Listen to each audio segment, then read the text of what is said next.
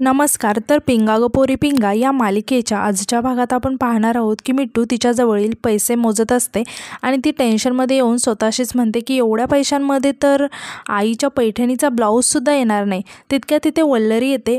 प्रेरणा तिला म्हणते की वल्लरी, आत्ताच कॉफी केली आहे, तुला कॉफी देते हां. पण वल्लरी त्यावर काहीच बोलत नाही, ती शांतच असते. प्रेरणा विचारते की काय गं वल्लरी, काय झालं, चेहरा का पडला आहे तुझा, काही टेन्शन आहे का? वल्लरी सांगते की ते काय झालं ना, मला एका लॉ फर्ममध्ये इंटर्नशिप करायची संधी मिळाली आहे. प्रेरणा हसत म्हणते की अगं मग ही तर आनंदाची बातमी आहे की, अशी का तोंड पाडून इथे बसली आहेस? मिठू म्हणते की कॉंग्रॅच्युलेशन, तू तर डायरेक्ट सिक्सर मारलास हा. आणि परत वल्लरीकडे बघून म्हणते पण हिच्या चेहऱ्यावर 12 का वाजले आहेत? असं वाटते की तुला नोकरी मिळाली नाही आहे, तुझी नोकरी गेली आहे. कसलं टेन्शन आलं आहे? वल्लरी म्हणते की फॉर्मल्सचं. मिठू आश्चर्याने विचारते की म्हणजे नक्की काय म्हणायचं आहे? वल्लरी सांगते की अहो ते नवीन कंपनीमध्ये त्यांनी सांगितले की कामाला येताना ते फॉर्मल कपडेच घालून यावं लागेल. मिठू म्हणते की अगं मग एवढंच ना, अगं काय काय ऑफिसमध्ये फॉर्मल कंपल्सरी असतं आणि तुझी तर लॉ फर्म आहे, मग तुला तर फॉर्मल घालावंच लागेल.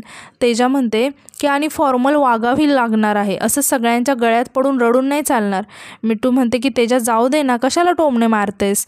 तेजा म्हणते की अगं टोमणे नाही, टिप्स देते आहे ऑफिसमध्ये कसं वागायचं त्याच्या, नाहीतर तिकडे पण गावठी उपाय सांगत बसेल सगळे. वल्लरी म्हणते की पण मी ऑफिसला गेले तर सांगेन ना. मिठू आश्चर्याने विचारते की म्हणजे तू ऑफिसला जाणार नाही? वल्लरी म्हणते की कशी जाणार मी, मला नाही जमणार ते फॉर्मल कपडे वगैरे. तेजा म्हणते की अगं त्यांनी आत्ता सांगितलं आहे की फॉर्मल कपडे घालावे लागणार तर घालावे लागणार आहे, नियम आहे तो. वल्लरी म्हणते की अहो आमच्या गावाकडे अशी कोणतीही मुलगी पॅन्ट शर्ट नाही घालत, मला पण नाही जमणार, त्यापेक्षा मी नाही करत ही नोकरी. नंतर आपण पाहतो की मिठू तिच्या कपड्यांमध्ये वल्लरीसाठी फॉर्मल शर्ट शोधत असते. आता प्रेरणासुद्धा सांगते की वल्लरी, आमच्या ऑफिसमध्ये सेमिनार होता ना, तेव्हा मी हे घेतलं होतं, एकदाच वापरलं आहे. मिठू आणि प्रेरणा वल्लरीला कपडे ट्राय कर म्हणून आग्रह करायला लागतात. वल्लरी म्हणते की नको, मला नाही करायचं आहे, नाही चांगलं दिसणार. प्रेरणा म्हणते की वल्लरी कशाला काहीतरी वाटून घेतेस, हे तर कपडे फुल आहेत, फुल पॅन्ट फुल शर्ट. मिठू बघ कसे छोटे छोटे कपडे घालते, छान कॉन्फिडेंटली घालते. असं म्हणून त्या जबरदस्तीने तिला कपडे ट्राय करायला सांगतात. तेजा हसत म्हणते की मज्जा येणार आहे आता यापुढे इथे जे काही घडणार आहे त्यात खूपच मज्जा येणार आहे. ती मुलगी दाराच्या बाहेर आल्यावर मला खूप मज्जा येणार आहे. मिठू आवाज देऊन वल्लरीला विचारते की वल्लरी झालं का? वल्लरी सांगते की मिठू ताई, मी नाही येणार आहे, मला लाज वाटते. प्रेरणा आणि मिठू वल्लरीला आवाज देत असतात. तितक्यात वल्लरी दार उघडून बाहेर येते. ती खूप लाजत असते. सगळे तिला बघून खूप शॉक होतात आणि म्हणतात की खूप गोड दिसते आहेस. वल्लरी म्हणते की ते घट्ट घट्ट वाटते मला. आता मिठू म्हणते की काही घट्ट वगैरे नाही आहे, छान दिसते आहेस. तितक्यात तिथे श्वेतासुद्धा येते आणि वल्लरीकडे बघून म्हणते की कसली मस्त दिसते आहेस गं तू, भारी आहे एकदम. तेजा म्हणते की झाली कौतुक सुरू, मला वाटलं की छान मज्जा येईल, पण कसलं काय?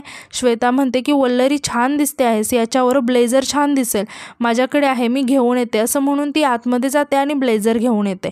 आता मिठू वल्लरीला ब्लेझर देत म्हणते की छान दिसेल, तुला महागातलं ब्लेझर आहे. वल्लरी मिठूला थांबवत म्हणते की मिठू ताई, महागातल्या वस्तू घालायची सवय नाही आहे मला, तुम्ही जेवढं दिलं आहे तेवढं बस आहे माझ्यासाठी. श्वेता म्हणते की अगं खरंच छान दिसेल, घाल तू. वल्लरी म्हणते की मिठू ताई नको, तुम्ही परत द्या त्यांचं ब्लेझर. मग मिठू श्वेताचं ब्लेझर परत देते, तेव्हा श्वेताला खूप वाईट वाटतं. आता यानंतर मिठू वल्लरीला कसं चालायचं असतं ते शिकवायला लागते. वल्लरी खूपच लाजत असते, तर इकडे श्वेताला खूप राग आलेला असतो. ती रागाने ब्लेझर फेकून देते आणि बॅगमधून मनोजचं कार्ड काढून बघायला लागते. तर दुसरीकडे आपण पाहतो की मनोज त्याचं काम करत असतो, तेव्हा तिथे श्वेता येते आणि मनोजला आवाज देते. मनोज आश्चर्याने विचारतो की तुम्ही इथे, आणि परत थोडासा थांबत म्हणतो की इथे काय काम आहे तुमचं? श्वेता म्हणते की थोडं बोलायचं होतं तुमच्याशी. मनोज तिच्याकडे दुर्लक्ष करत म्हणतो की मला काम आहे, मला नाही बोलायचं तुमच्यासोबत. श्वेता म्हणते की मनोज भाऊजी, त्या दिवशी जे काही माझ्याकडून झालं ते चुकलंच माझं, पण मला तसं करायचं नव्हतं, मला काहीतरी आठवलं अचानक आणि त्या भरात माझ्या हातून तसं झालं.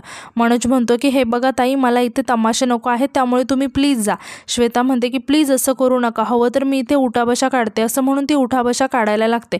मनोज तिला थांबवत म्हणतो की अहो ताई, काय करताय हे, असं काही करू नका, तुमच्यामुळे तो कॉन्ट्रॅक्टरही मला ओरडेल. श्वेता म्हणते की तुम्ही मला माफ करत नाही तोपर्यंत मी जात नसते इथून. मनोज तिला म्हणतो की काय करायचं आता, माझ्या बायकोने सुद्धा तुमच्या थोबाडीत मारली ना, हिशोब बराबर झाला, जाऊ द्या. श्वेता म्हणते की अहो तिचं काही चुकलं नाही आहे, आपल्या नवऱ्याला कोणी मारलं तर असं सहन करेल का कोणी? हे बघा तिने मारलं असेल मला गिल्टी वाटतच आहे. मनोज म्हणतो की मग काय करायचं आता? श्वेता म्हणते की एक काम करा, तुम्ही माझ्या कानाखाली मारा. मनोज आश्चर्याने म्हणतो की अहो ताई काय बोलताय तुम्ही? हे तुम्ही काहीतरी वेगळा विचार करत होता आणि हात उचलला गेला, एवढं समजू शकतो मी. जाऊ द्या, मला माहिती आहे की तुम्ही मनाने काही वाईट नाही आहात, खरंच जाऊ द्या, हा विषय मला पण भांडण असं फार वेळ ताणायला आवडत नाही आहे. श्वेताला थोडा रिलॅक्स फील होतं आणि ती म्हणते की खरंच थँक्यू. मनोज म्हणतो की खरं तर मी तुम्हाला थँक्यू म्हणायला पाहिजे. काय आहे ना, माझी बायको जेव्हा शहरात एकटीच पडली होती जेव्हा तिला खरंच आधाराची गरज होती ना, तेव्हा सगळ्यात पहिलं तुम्हीच मैत्रीचा हात पुढे केला होता. ते मी कधीच विसरू शकत नाही आणि तसंही तुमचे 35,000 रुपये द्यायचेच आहेत. श्वेता म्हणते की अहो त्याचं काय मनाव घेऊ नका, त्याची घाई नाही, खरंच त्याचं काहीच टेन्शन घेऊ नका. मनोज म्हणतो की ते पैसे जरी परत केले ना, तरी तुम्ही केलेल्या उपकारांची परतफेड नाही होऊ शकत. श्वेता म्हणते की उपकाराचं काय, त्यात साधी गोष्ट आहे, माणसानेच माणसाला मदत करायची असते. एक सांगू का, कोणी असो नसो पण मी वल्लरीच्या पाठीशी असेन कायम, तुम्ही काही काळजी करू नका. मनोज म्हणतो की खरंच ताई, मनापासून थँक्स. श्वेता म्हणते की थँक्स तर मी म्हणायला पाहिजे, पण तुम्ही मनात काही ठेवू नका प्लीज, एवढंच सांगायचं होतं आणि मग येते मी, असं म्हणून ती तिथून निघून जाते. यानंतर आपण पाहतो की संध्याकाळी प्रेरणा देवाची पूजा करत असते, तर वल्लरी मनोजसोबत कॉलवर बोलत असते. मनोज वल्लरीला विचारतो की उद्याची तयारी कशी झाली, ऑफिस आहे ना उद्या? वल्लरी सांगते की हो झाली आहे तयारी. मनोज विचारतो आणि कपड्यांचं काय केलं? वल्लरी सांगते की ते प्रेरणाताईंनी मला पॅन्ट दिली आहे आणि मिठूताईंनी शर्ट दिला आहे. मनोज म्हणतो की बरं झालं आणि तो पत्ता नीट बघून घ्या. तितक्यात प्रेरणा तिथे येते आणि म्हणते की मी बाजारात जाऊन येते, तोपर्यंत तू भाजी कर, असं म्हणून ती तिथून निघून जाते. आता मनोज वल्लरीला विचारतो की काय गं तू एवढी गप्प का आहेस? वल्लरी म्हणते की मला ना या नवीन कामाचं टेन्शन आलं हो. मनोज म्हणतो की अगं त्या सरांनी स्वतः तुला काम दिलं आहे ना, मग टेन्शन कशाला घेतेस तू? वल्लरी म्हणते की मला जमेल ना. मनोज म्हणतो की प्रॉब्लेम काय आहे माहिती आहे का, माझी बायको हुशार आहे पण तिला तिच्या हुशारीवर विश्वासच नाही आहे, जरा विश्वास ठेव, जमेल तुला. वल्लरी म्हणते की अहो सगळंच नवीन असणार ना तिथे आणि त्यातून त्यात ते शर्ट पॅन्ट घालून जायचं आणि उंच टाचांच्या चपला.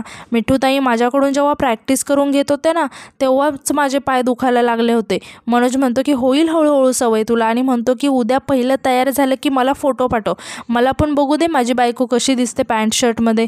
वल्लरी म्हणते की फोटो कशाला, उद्या तयार झाले की व्हिडिओ कॉलच करते तुम्हाला. मनोज म्हणतो की हो कर, मी वाट बघेन आणि म्हणतो की बरं वल्लरी ऐक ना, तुला एक सांगायचं होतं, ती श्वेता आहे ना ती आली होती गं मला भेटायला. तेव्हा वल्लरी आश्चर्याने विचारते की काय श्वेताताई तिथे आल्या होत्या?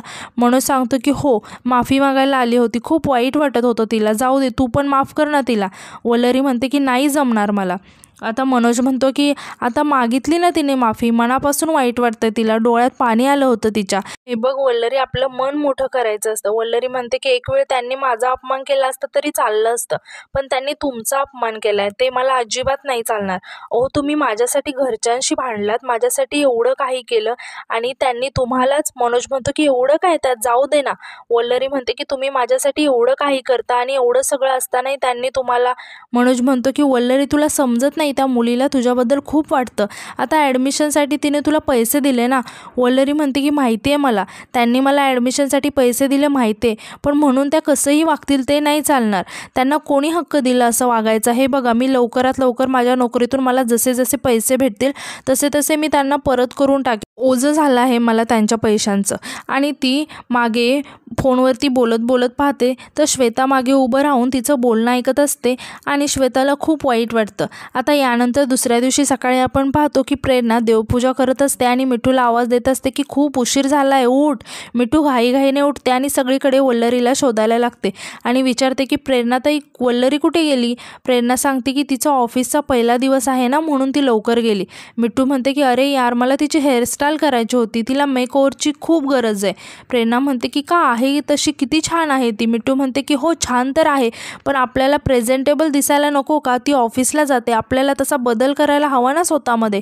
प्रेरणा म्हणते की बरोबर बोलते आहेस तू, बदलायला हवं आणि आपणच बदलायला हवं. आपली इच्छा असू दे नसू दे काय फरक पडतो, कोणी विचारतं का आपल्याला? काही झालं तरी बदलायचं आपणच. एखाद्या दिवशी आपल्या मनात नसेल इच्छा, नसेल वाटत आपल्याला बरं, आतून डाऊन वाटत असेल, पण तरीसुद्धा लोकांसमोर आपण प्रेझेंटेबलच राहायला हवं, छान हसतमुख राहायचं, फ्रेश राहायचं. हो ना, बरोबर बोलते आहे ना मी? मिठू आश्चर्याने बघत प्रेरणाजवळ येते आणि म्हणते की प्रेरणाताई काय झालंय, काय चावलंय का अचानक तुला? प्रेरणा म्हणते की काय चुकीचं बोलले मी? आता एखादा मुलगा येणार असतो आपल्याला बघायला, तर त्या दिवशी ना काहीतरी कारणाने आपल्याला साडी नेसायची अजिबात इच्छा नसते, पण तरीसुद्धा त्या मुलासमोर छान साडी घालून दागदागिने घालून त्याचं स्वागत करावंच लागतं ना आपल्याला. का? कारण लहानपणापासून आपल्याला हेच शिकवलं आहे, बाई गं तुझा आनंद महत्त्वाचा नाही आहे, एवढंच कशाला? आपल्याकडे कोणीतरी पाहुणे येणार असतील, नातेवाईक येणार असतील, तर त्यांना भेटायची आपल्याला अजिबात इच्छा नसते, पण काय फरक पडतो, आपली इच्छा महत्त्वाची नाहीच आहे ना. काही असलं तरी आपण ते सगळं बाजूला ठेवायचं, चेहऱ्यावर एक छान स्माईल ठेवायची, खोटं खोटं का होईना स्माईल आणायचं आणि चहाचा ट्रे घेऊन त्यांच्यासमोर जायचं, स्वागत करायचं त्यांचं, सगळ्यांशी आपणच जुळवून घ्यायचं. मला ना वैताग आला या सगळ्या गोष्टींचा. मिठू विचारते की प्रेरणाताई काय म्हणायचं आहे नक्की तुला? प्रेरणा म्हणते की परिस्थिती कशीही असली तरी आपणच का जुळवून घ्यायचं, आपल्याला मन नाही आहे का? तेव्हा मिठू आणि तेजासुद्धा खूप इमोशनल होतात आणि आजचा भाग इथेच संपतो. धन्यवाद.